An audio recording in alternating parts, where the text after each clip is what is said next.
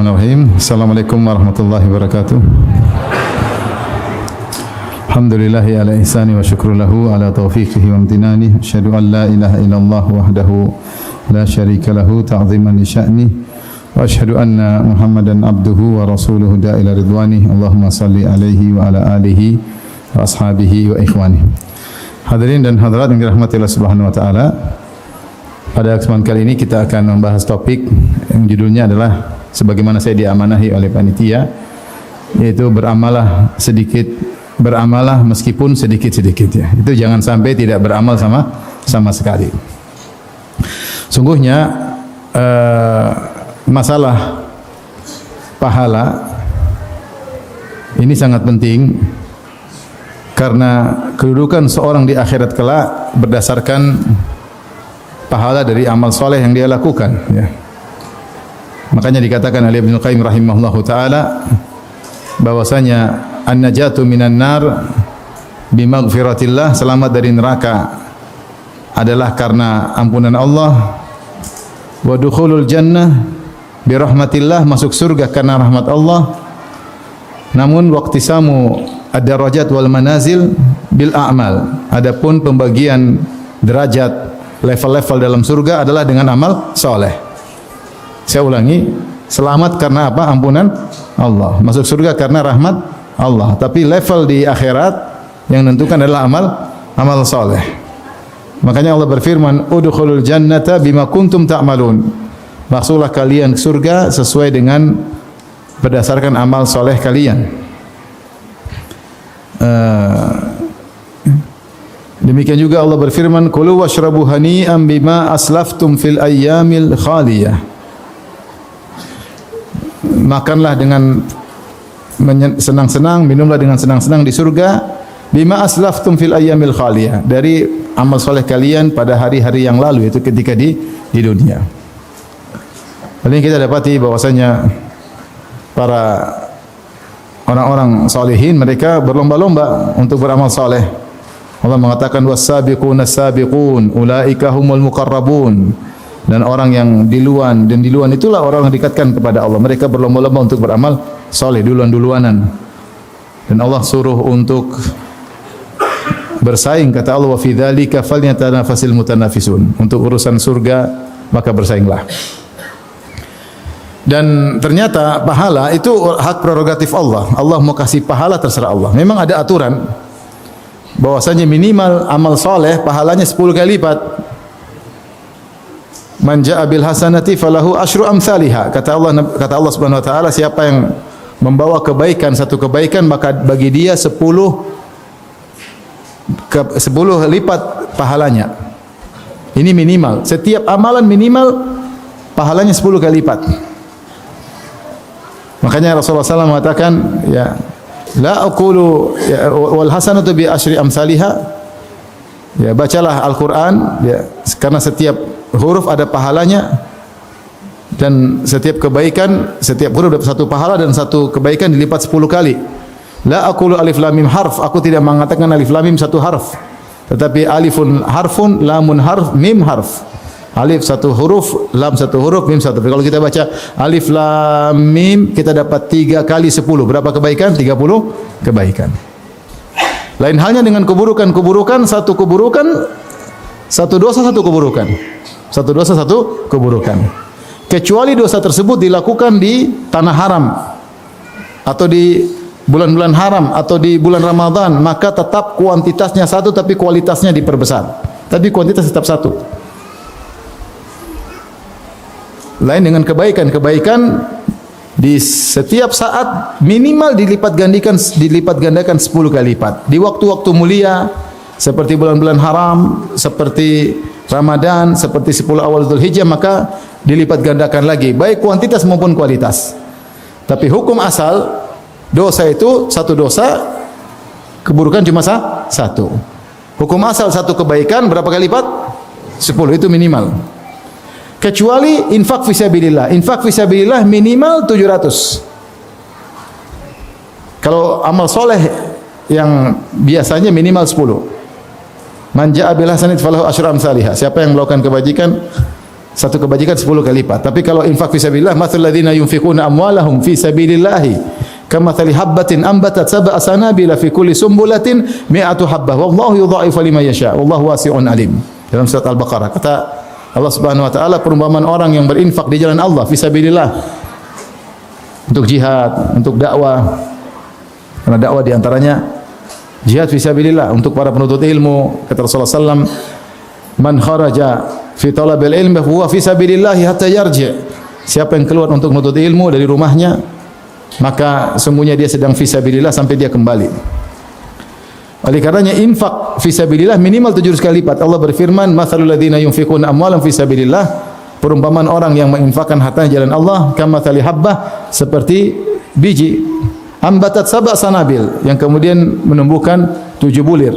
Fi kullu sumbulatin mi'atu habbah. Setiap bulir ada 100 biji. Jadi 7 kali 100 berapa?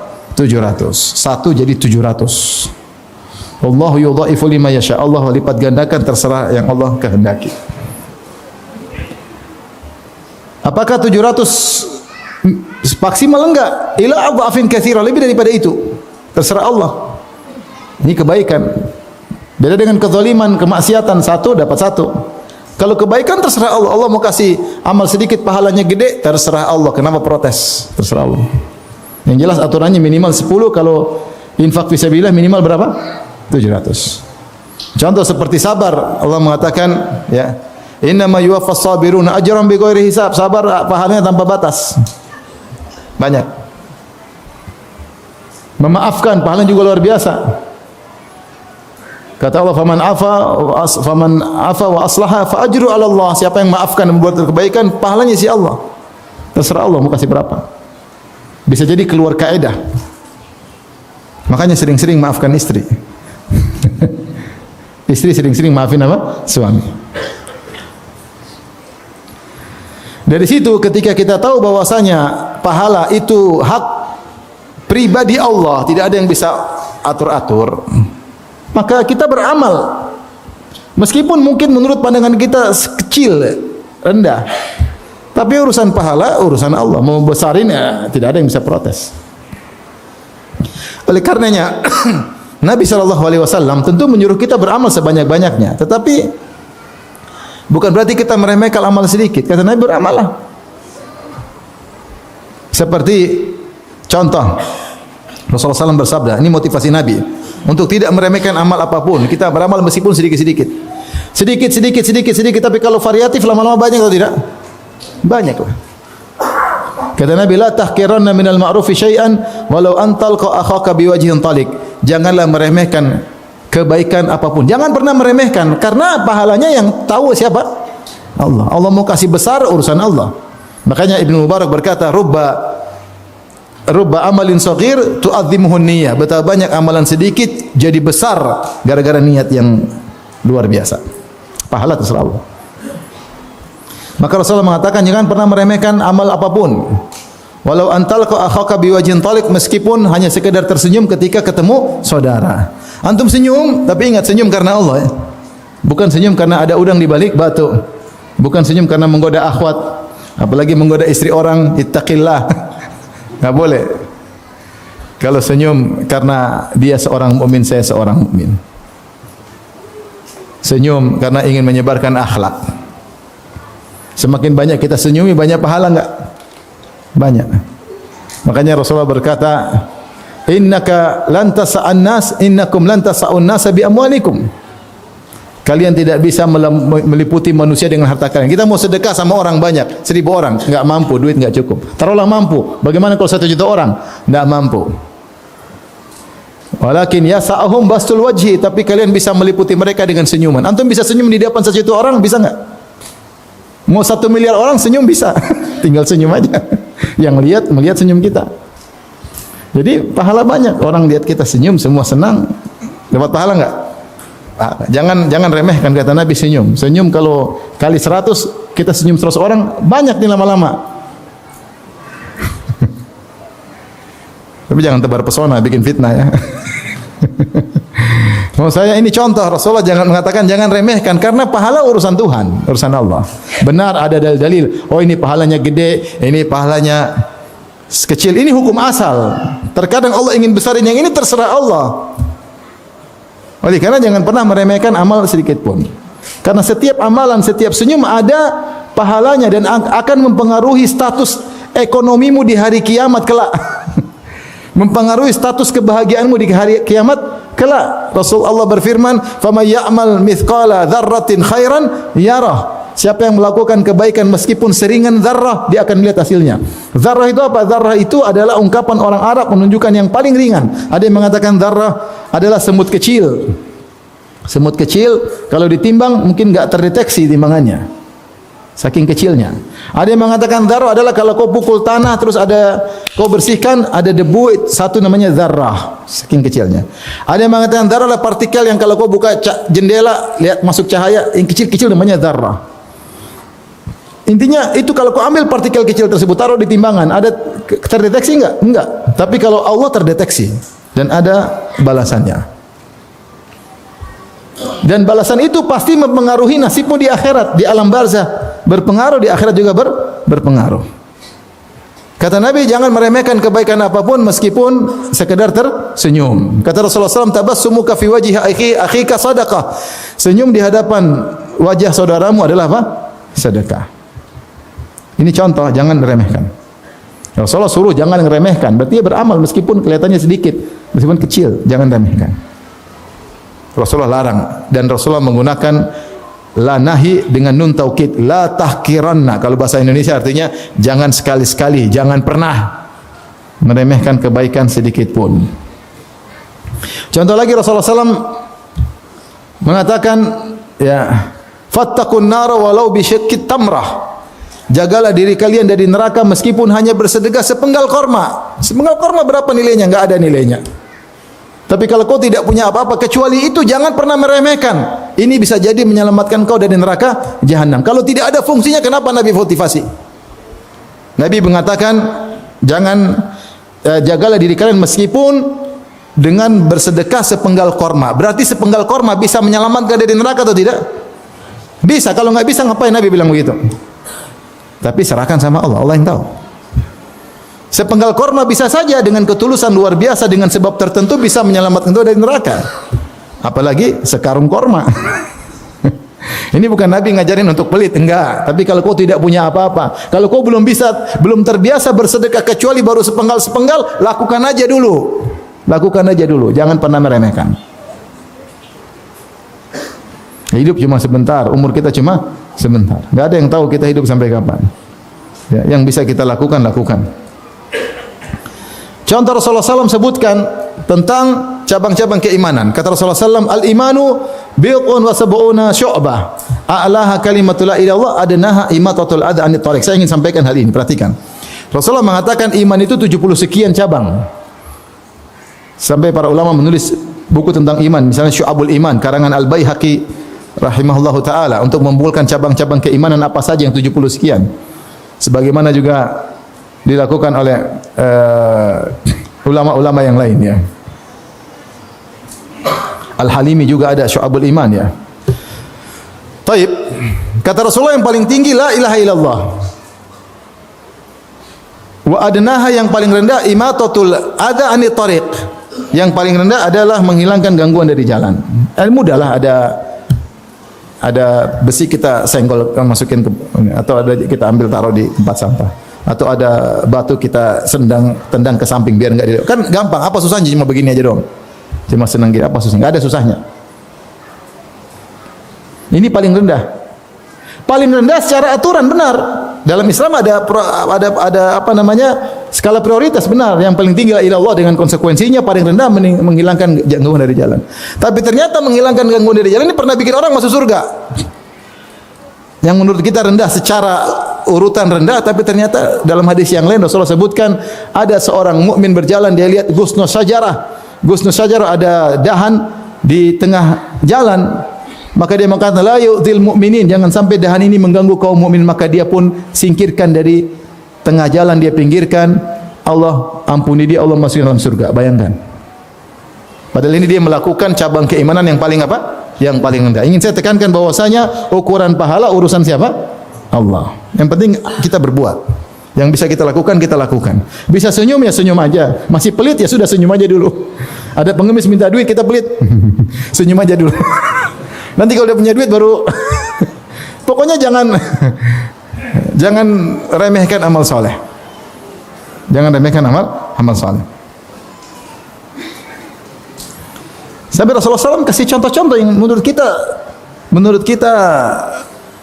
kita remehkan, ternyata Rasulullah perhatian. Contoh Rasulullah SAW mengatakan, "Idza tabakhta fa'aktsir ma'aha. Idza taqbata al-maraq fa'aktsir ma'ahu." Ya, kalau kau lagi masak, ya,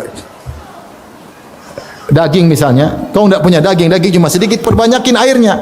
Buat apa? Untuk dibagi-bagi ke tetangga. Ya, daging cuma dikit-dikit, enggak apa-apa. Karena waktu antum masak sudah mengganggu, udah kemana-mana baunya. Apalagi pakai micin, udah kemana? Ya supaya setelah terganggu kemudian terobati, antum kasih meskipun dagingnya cuma apa? Sedikit. Maaf ya, cuma segini. Ya. Kelihatannya sepele, tapi tidak sepele bagi Nabi. Nabi suruh. Contoh cari pahala dengan nyuap istri. Kita kapan pikir pahala nyuapin istri? Kita baru merasa pahala kalau belikan istri emas. Kalau nyuapin kayaknya pahalanya enggak ada. Padahal kata Nabi sallallahu alaihi wasallam, "Lasta tunfiqu nafaqatan tabtaghi biha wajha Allah illa ujirta 'alaiha hatta luqmatal lati taj'aluha fi imra'atik." Tidaklah engkau berinfak karena Allah kecuali kau dapat pahala sampai suapan yang kau suapkan ke mulut istrimu. Sederhana. Nyuapin istri. Siapa yang hari ini nyuapin istri? Coba angkat tangan. Siapa hari ini nyuapin istri? Masya Allah. Allahumma barik. Masya Allah. Mudah-mudahan ikhlas. Cuma satu orang aja. Yang lain kemana aja? Belum punya istri. Subhanallah. Dapat pahala nyuapin istri. Niat karena Allah Subhanahu wa taala. Saya juga nyuapin istri, Ustaz. Kenapa? Istri lagi sakit. Wah, iya, wajar. Kalau itu saya juga bilang. Baik. Contoh Rasulullah menyuruh kita perhatian, bahkan Allah menyuruh kita untuk bertutur kata yang baik. Kata Allah, "Wa qulu lin-nasi husna." Ucapkanlah kata-kata yang baik kepada manusia. Secara umum kalau dibilang an-nas itu umum, kepada kaum mukminin, kepada orang kafir, kepada siapapun selama dia manusia, ucapkanlah kata-kata yang baik. Apa susahnya kita bertutur kata yang baik? Jadi disuruh mikir dulu. Rasulullah berkata, "Wal kalimatu thayyibatu shadaqah." Kata-kata yang baik adalah sedekah. Kita terkadang menyepelekan perkataan. Ngomong nyinyir, ngomong nyinggung, ngomong merendahkan, ngomong kok nyelekit, kok enggak enak banget omongannya. Komentar juga begitu. Kalau komentar di grup bikin sakit hati anggota grup semuanya. Mau dikeluarkan, ternyata dia admin grupnya.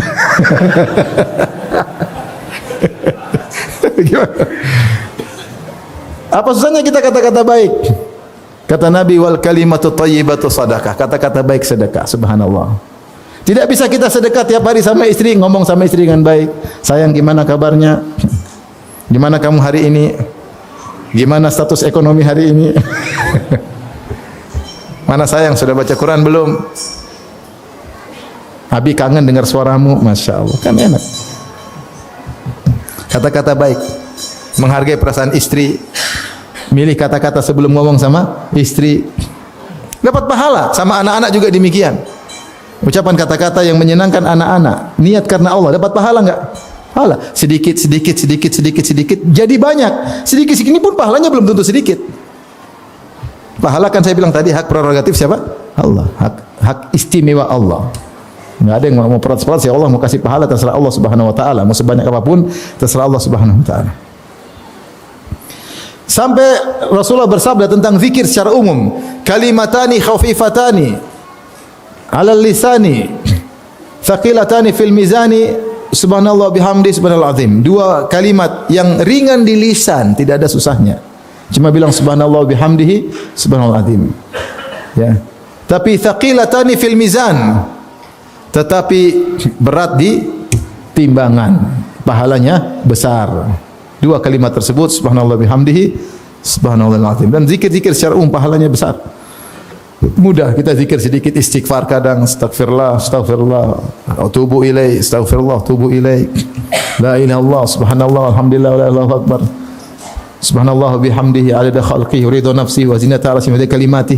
Zikir pagi, zikir petang. Kelihatannya sepele tapi pahalanya besar di sisi Allah Subhanahu wa taala. Maka ini sedikit-sedikit kalau berkumpul jadi banyak. Maka jangan pernah sepelekan. Yang penting ada kegiatan. Kita bisa amal soleh sedikit-sedikit tapi banyak kegiatan. Di rumah ada kegiatan, senyum sama istri, ngobrol sama anak-anak, sama pembantu juga dengan tidak menghina, tidak merendahkan. Dia manusia, punya status, kita ngomong yang baik. Ya, sama tetangga. Assalamualaikum Pak, mana Pak? Sehat Pak? Ya.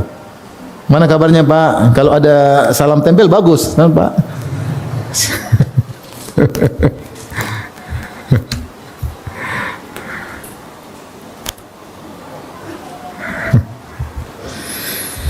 Subhanallah ya. Sedikit jadi banyak. Ya. Temu anak-anak ngobrol, gimana pelajarannya, gimana sudah murojaah belum? Ayo semangat nak ya. Cuma gitu aja apa susahnya? Apa susahnya? Ada waktu telepon Mak, Mak gimana kabarnya Mak? Hari ini ngapain Mak? Oke Mak, Assalamualaikum, selesai. Kalau masih ada punya ayah telepon, ya gimana Bi, gimana kabarnya Bi? Mana hari ini? Mama gimana Bi? Masih ngomel-ngomel enggak? Ngobrol aja ya, buat telepon tante, telepon kakak, bercanda di grup kakak adik. Kita niatkan karena apa? Sedikit jadi apa? Jadi banyak.